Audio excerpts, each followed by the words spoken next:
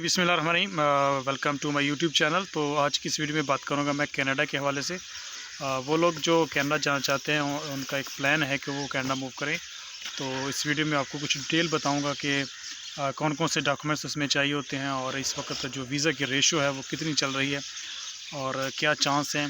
अगर आप दुबई से जाना चाहते हैं, अबू धाबी यूएई से जाना चाहते हैं, तो आपको कौन कौन से डॉक्यूमेंट्स इसमें चाहिए और क्या क्या बेसिक जो है ना रिक्वायरमेंट होती है, इसके ऊपर आज की इस वीडियो में बात करूँगा। तो सबसे पहले आपको बताता हूँ कि अगर आप यूएई से जाना चाहते हैं, कनाडा जाना चाहते हैं, तो उसके लिए कौन कौन से बेसिक जो है ना वो डॉक्यूमेंट्स आपको चाहिए और बैंक स्टेटमेंट उसमें कितनी चाहिए और आपका वीज़े का प्रोफेशन क्या होना चाहिए और इस वक्त जॉब अपॉर्चुनिटी क्या चल रही है।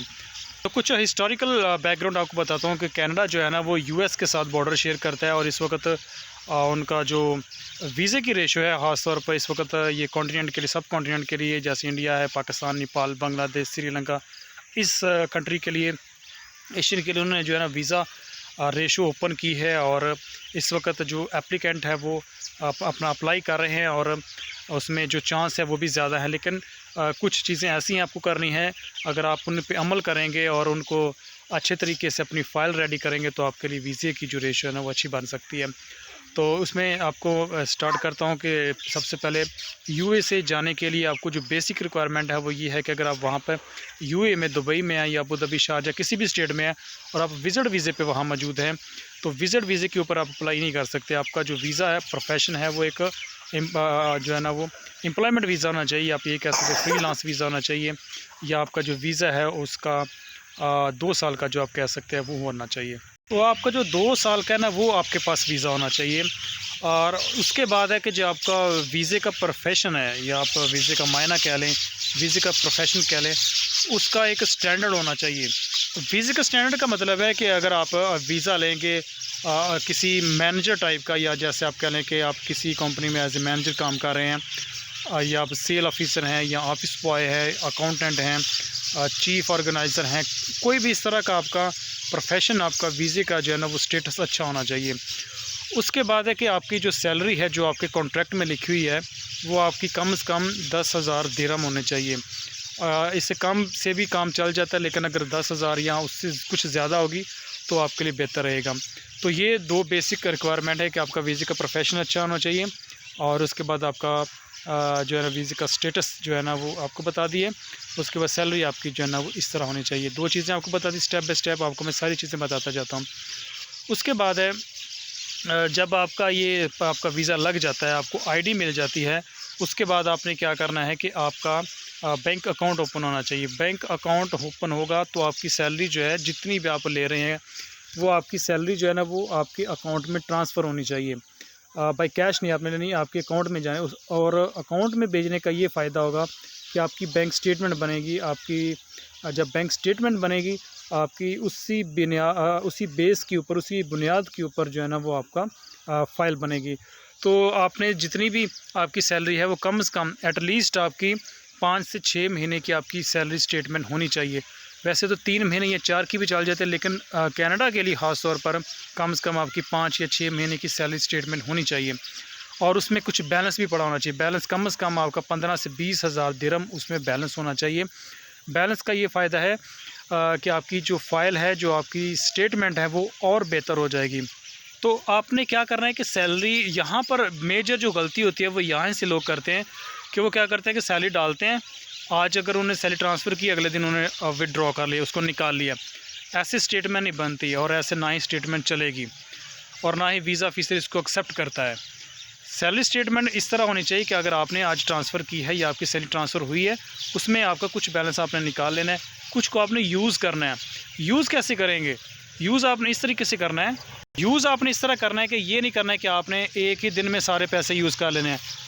करना ये है कि अगर आपने पैसे कुछ निकाल लिए, कुछ की आपने शॉपिंग कर ली, कुछ आपने चीज़ परचेज़ कर ली, इस तरीके से इन नोट आपका होना चाहिए। मेजर है कि आपका इन नोट पूरा महीना जो है ना वो चलता रहना चाहिए। ये नहीं है कि एक दिन आपने सैलरी जो है ना वो ट्रांसफ़र की, फिर उसको निकाल लिया, अगले महीने फिर आपने यही किया, एक दिन सैलरी ट्रांसफ़र की, अगले दिन उसको निकाल लिया। ऐसी स्टेटमेंट का इतना फ़ायदा नहीं होता और ये जो वीज़ा रेशो जो है ना आपकी डाउन चली जाए, आपकी फ़ाइल की जो वो वर्थ नहीं रहेगी जो वर्थ होनी चाहिए। तो इस चीज़ का आपने ध्यान रखना है कि सैलरी स्टेटमेंट बनाते वक्त, बैंक स्टेटमेंट बनाते वक्त आपकी जो सैलरी स्टेटमेंट है या बैंक स्टेटमेंट है वो प्रॉपर होनी चाहिए और कम से कम 5 से 6 महीने की आपकी सैलरी स्टेटमेंट पुरानी होनी चाहिए। उसके बाद है कि आपका पासपोर्ट एक्टिव का मतलब है कि आपका उसमें वैलिडिटी कम से कम 6 महीने होनी चाहिए, एक्सपायर होने के करीब नहीं होना चाहिए। उसके बाद आपकी आईडी जो है ना वो कम से कम 3 या 4 महीने वैलिड हो। मतलब ये है कि आपका वीज़ा ख़त्म होने में अभी उसका टाइम 3 से 4 महीने 5 महीने होना चाहिए, तो ये वीज़ा आपका एक्टिव होना चाहिए। जब ये सारी चीज़ें आपकी रेडी हो जाएंगी तो आपने अपॉइंटमेंट लेनी है। आप किसी भी जगह पे अपॉइंटमेंट ले सकते हैं, आप दुबई में ले सकते हैं, अबू धाबी में ले सकते हैं। अपॉइंटमेंट ज़रूरी है, अपॉइंटमेंट लेंगे आपका फिर जो इंटरव्यू डेट है वो आपका आएगा। जब इंटरव्यू आएगा तो आपने उनकी जो मुकामी उसका जो एम्बेसी है वहाँ पे आपका पासपोर्ट जमा होगा। हो सकता है कि आपसे इंटरव्यू मिले, इंटरव्यू में इतना कोई मायने नहीं होगा, कोई इतनी मुश्किल उसमें काम नहीं होगा, सिंपल से कुछ 2-4 क्वेश्चन आपसे पूछे जाएंगे। अगर आप उसको सेटिस्फाई कर देते हैं तो वेल एंड गुड। अगर थोड़ा सा सेटिस्फाई नहीं आप कर पाते तो थोड़ा सा आपके लिए प्रॉब्लम हो सकता है। इतने क्वेश्चन मुश्किल नहीं होते, सिर्फ आपको वीज़ा ऑफिसर यही पूछेगा कि आप क्यों जा रहे हैं, किस वजह से जा रहे हैं, आपके जाने का ख़र्चा क्या होगा, आपके आने का ख़र्चा क्या होगा, आप वहाँ पर कैसे सरवाइव करेंगे, आपके पास बजट कितना है, कि आप वापस आएंगे नहीं आएंगे। ये सारी चीज़ें जो है ना वो आपसे वीज़ा ऑफिसर पूछेगा। इसके अलावा और कोई दिक्कत वाली इसमें बात नहीं होती। उसके बाद है जी सबसे अहम चीज़ अभी आपको बताता हूँ, इसको गौर से सुनना है और इसके ऊपर अमल करना है। तो नए साथी जो हमारे साथ चैनल पर नए आए हैं, पहली दफ़ा चैनल देख रहे हैं, चैनल को लाइक और सब्सक्राइब ज़रूर करें, क्योंकि इस तरह की और भी इन्फॉर्मेटिव वीडियो आपके लिए बनाता रहता हूँ, आपके साथ शेयर करता रहता हूँ, ताकि आपका किसी न किसी का फ़ायदा इसमें हो सके। तो सबसे अहम चीज़ जो आपको अभी बताने वाला वो ये है कि आपकी जो फ़ाइल है वो अच्छी होनी चाहिए। फ़ाइल का मतलब क्या होता है, फ़ाइल में आपने सारी चीज़ें मेंशन करनी होती है कि मैं अपना वहाँ जाने का ये ख़र्चा होगा मेरा, और जहाँ जब आप जाएंगे जाने से लेकर आने तक आपने सारी चीज़ उसमें मेंशन करनी होती है कि मेरा ये प्लान होगा। डे टू डे प्लान आपने उसमें बताना होता है। अगर आप डे टू डे प्लान नहीं बताएंगे आपके लिए दिक्कत हो जाएगी, आपकी फ़ाइल सही तैयार नहीं होगी। फिर आपने अपनी फ़ाइल के साथ अपनी बैंक स्टेटमेंट, अपना वीज़ा, अपना सैलरी स्टेटमेंट, ये सारी चीज़ें अटैच करनी होती है। लेकिन मेन चीज़ है फ़ाइल बनाना, असल काम ही फ़ाइल का होता है। अप्लाई भी हो जाता है, सैलरी स्टेटमेंट भी बन जाती है, वीज़ा प्रोफेशन भी अच्छा मिल जाता है, अकाउंट में सैलरी भी ट्रांसफ़र हो जाती है। लेकिन मार कहाँ पे पड़ती है आगे, फ़ाइल बनाने में। अक्सर लोगों को फ़ाइल बनाने का नहीं पता चलता। तो फ़ाइल बनाते वक्त आपने उसके साथ कवर लेटर ज़रूर मेंशन करना है। कवर लेटर आपका एक प्रोफाइल का, आप समरी कह लें, समरी होती है एक पूरे आपकी प्रोफाइल की, कि आप ये आपका प्रोफेशन है, यहाँ इस कंपनी में आप काम करते हैं और इस कंपनी में काम करने के लिए आप इतने महीने के लिए एज ए विज़िट आप वहाँ जाना चाहते हैं और वहाँ काम करना चाहते हैं, या आप वहाँ पर विज़िट के लिए जाना। 2 ऑप्शन होते हैं, आप विज़िट के लिए भी जा सकते हैं, वर्क परमिट भी ले सकते हैं। लेकिन आपको कंपनी की तरफ से जिस कंपनी में आप काम कर रहे हैं उस कंपनी का जो आपके पास, तो जिस कंपनी में आप काम कर रहे हैं उस कंपनी का एनओसी ज़रूर आपको चाहिए। एनओसी लाजमी लेना है, उसके ऊपर उस कंपनी का स्टैंप लगाना चाहिए। जिस कंपनी में आप काम कर रहे हैं उसके साथ साथ उस कंपनी का जो एम्प्लॉयर है उसका साइन और सिग्नेचर और स्टैंप आपका लगा होना चाहिए। और ये उसके कुछ डॉक्यूमेंट्स होते हैं जो आपने अटैच करने होते हैं।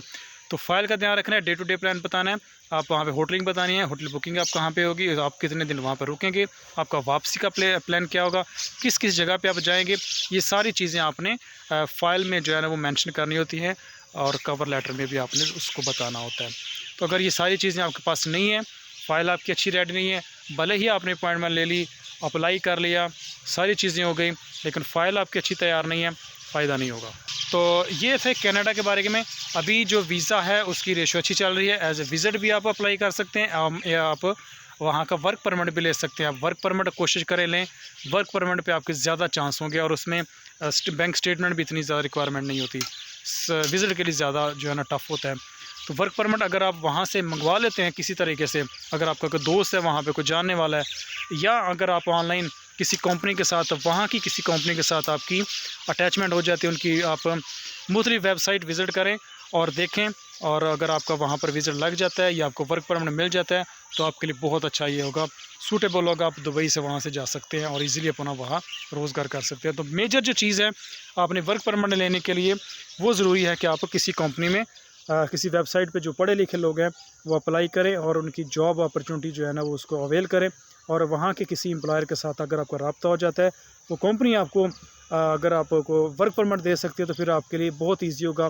बहुत थोड़े पैसों में, कंपनी आपसे पैसे भी नहीं लेगी, कंपनी जस्ट आपको वीज़ा भेजेगी, बाकी आपका जाने का खर्चा और आपका टिकट का होगा या छोटा मोटा मेडिकल वगैरह का हो जाएगा, इससे ज़्यादा कुछ खर्चा नहीं होगा। लेकिन अगर आप विज़िट के ऊपर जाते हैं तो विज़िट पे आपका थोड़ा सा एक्सपेंस ज़्यादा हो जाएगा। आपको विज़िट वीज़ा लेना पड़ेगा, टिकट होगा, होटल बुकिंग होगी, रिटर्न टिकट होगा, ये सारी चीज़ें आपको खुद मेंशन करना पड़ेगी और उसके बाद ये सारा मामला सिलसिला जो है ना चलेगा।